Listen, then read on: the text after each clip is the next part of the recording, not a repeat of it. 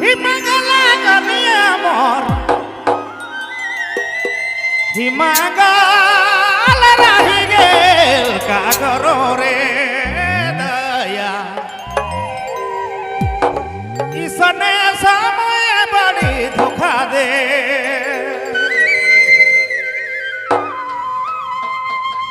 ए भाई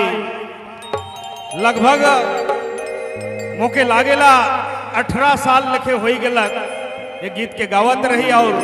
भूषण सिंह जी मांदर के बजात रहे वही चटाइन भिरे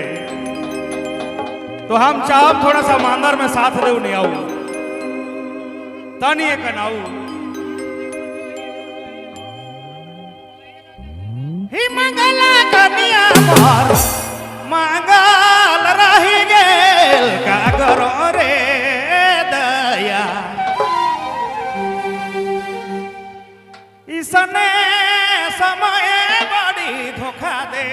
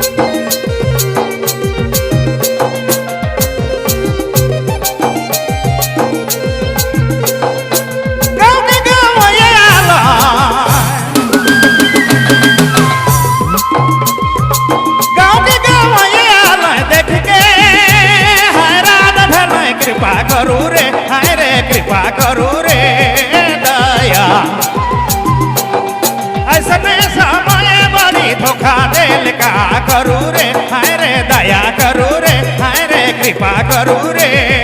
दया ऐसने समय बड़ी ऐसने समय बड़ी ऐसने समय बड़ी धोखा देल का करो रे हाय हाय का करो रे हाय रे का करो रे हाय रे का करो रे दया ऐसने समय बड़ी ऐसने समय बड़ी ऐसने समय बड़ी धोखा दे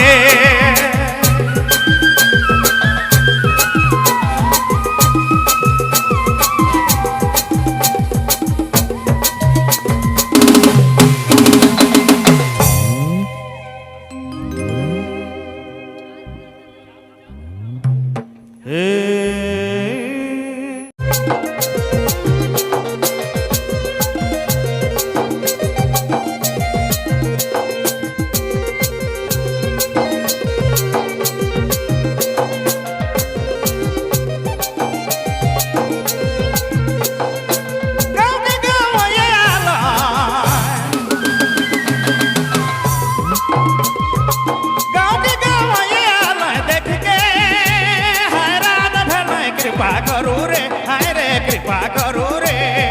दया ऐसने समय बड़ी धोखा देल का करू रे हाय रे दया करू रे हाय रे कृपा करू रे दया ऐसने समय बड़ी ऐसने समय बड़ी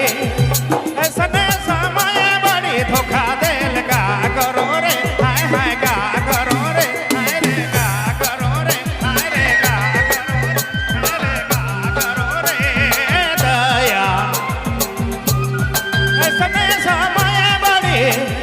ऐसने समय बड़ी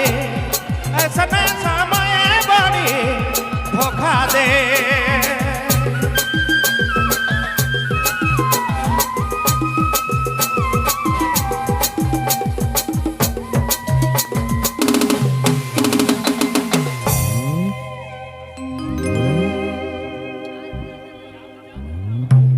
Hey